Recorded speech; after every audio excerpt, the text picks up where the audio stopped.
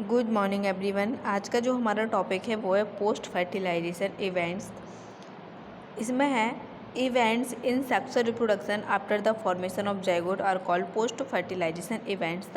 तो जाइगोट की फॉर्मेशन के बाद जो सेक्सुअल रिप्रोडक्शन में जो इवेंट्स होता है उसे हम बोलते हैं पोस्ट फर्टिलाइजेशन इवेंट्स। तो अब इसमें सबसे पहले जाइगोट क्या है। Formation of the diploid zygote is universal in all sexually reproducing organism. तो जो सेक्सुअल रिप्रोडक्शन के बाद जो जाइगोट बनता है वो हमेशा डिप्लॉयड होता है, और डिप्लॉयड जाइगोट की फॉर्मेशन होना यूनिवर्सल होता है, क्योंकि किसी भी ऑर्गेनिज्म में यदि सेक्सुअल रिप्रोडक्शन होता है तो उसमें जाइगोट की फॉर्मेशन होगी है यूनिवर्सल है। In organism with external fertilisation zygote is form in the external medium usually water. यदि ऑर्गेनिज्म में एक्सटर्नल फर्टिलाइजेशन होता है तो जाइगोट की फॉर्मेशन एक्सटर्नल होगी, मतलब वाटर में जो वो मीडियम यूज करते हैं उसमें होगी। Whereas in those exhibiting internal fertilisation, यदि उसमें इंटरनल फर्टिलाइजेशन होता है तो zygote is form inside the body of the organism. तो जो जाइगोट की फॉर्मेशन होती है वो inside the body of organism होगी। Further development of the zygote depend on the type of life cycle the organism has and the environment it is expose to. यदि जो zygote है वो उसका डेवलपमेंट किस चीज़ पे डिपेंड करता है, तो वो डिपेंड करेगा ऑर्गेनिज्म की लाइफ साइकिल एंड एनवायरनमेंट पर। It is expose to in organism belonging to fungi and algae. Zygote developments a thick wall that are resistance to desiccation and damage.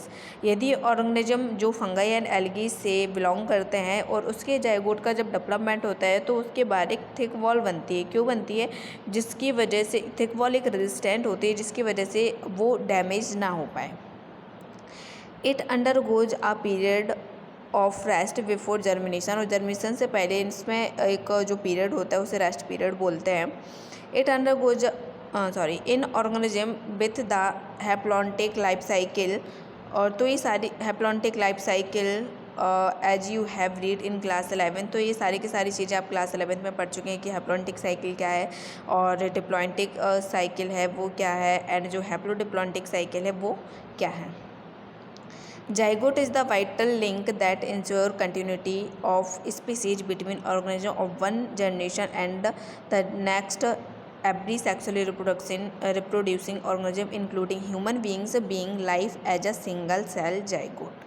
अब जो जाइगोट होता है ये क्यों बनता है? अब जो सेक्सुअल रिप्रोडक्शन होता है वो स्पीसीज़ की कंटिन्यूटी बनाए रखने के लिए ही सेक्सुअल रिप्रोडक्शन होता है, मतलब एक जनरेशन से दूसरे जनरेशन जो स्पीसीज़ है वो बनी रहे, इसलिए क्या होता है सेक्सुअल रिप्रोडक्शन होता है। और जो इससे जाइगोट बनता है वो सिंगल सेल होती है, ना कि double cell, only single cell होती है। इसके बाद अब हम देखते हैं एम्ब्रियोजेनेसिस। अब एम्ब्रियोजेनेसिस क्या है? Embryogenesis refers to the process of development to embryo from the zygote. जो एम्ब्रियोजेनेसिस से जो प्रोसेस होती है वो जाइगोट से एम्ब्रियो में डेवलपमेंट होने की प्रोसेस को एम्ब्रियोजेनेसिस कहा जाता है। During embryogenesis zygote undergo cell division, mitosis and cell differentiation. और जो जाइगोट होता है उसमें ड्यूरिंग एम्ब्रियोजेनेसिस सेल डिवीजन होता है, एंड जो सेल डिफरेंशिएशन होता है इसमें हेल्प करेगा। While cell division increase the number of cell in the developing embryo. जब एम्ब्रियो डेवलपमेंट होता है उस टाइम पे जो सेल डिवीजन हो रहा है वो माइटोसिस होता है, तो क्या होता है उस टाइम पे जो सेल होता है वो क्या होता है? Increase the number of cell. And जो cell differentiation help group of cell undergo certain modification to form specialised tissue and organs to form an organism. और जो सेल डिफरेंशिएशन होते हैं वो सेल्स के ग्रुप में हेल्प करते हैं, मतलब जो सेल है उनके ग्रुप बनाने में हेल्प करेगा। उसके बाद मॉडिफिकेशन होगा, स्पेशलाइज्ड टिश्यू बनेंगे, और उसके बाद ऑर्गन, और ऑर्गन से पूरा ऑर्गेनिज्म या ऑर्गन सिस्टम कंप्लीट होता है। You have studied about the process of cell division and differentiation in the previous classes. आप इसके बारे में पहले से ही प्रीवियस क्लास में पढ़ चुके हैं। Animals are categories into oviparous and viviparous. जो एनिमल्स होते हैं वो 2 कैटेगरीज में डिवाइड किया गया, ओविपोरस एंड विविपेरस में, जो कि किस चीज़ पे डिपेंड करेंगे कि जो ओविपोरस एंड विविपेरस है दोनों में ही जब जो जाइगोट है, मतलब जो आउटसाइड एंड इनसाइड दोनों तरफ ही इनकी एग की फॉर्मेशन या जाइगोट बन सकता है। क्यों? क्योंकि जो ओविपोरस एनिमल्स होते हैं लाइक जो रेप्टाइल्स हो गया, बर्ड्स हो गया, fertilised egg covered by the hard calcareous cells are laid in the safe places in the environment। जो ओविपोरस होते हैं मतलब उनमें एक्सटर्नल फर्टिलाइजेशन होता है और एक्सटर्नल फर्टिलाइजेशन की वजह से जो उनकी एग होते हैं उनकी हार्ड कवरिंग होती है कैल्केरियस सेल से बनी होती है, ताकि वजह से वो प्रीडेटर से, जो एनवायरनमेंट में प्रीडेटर हैं उनसे वो सेफ रह सकें। After a period of incubation young ones hatch out, और जो उनका टाइम पीरियड होता है उसके बाद यंग वंस बाहर आ जाता है।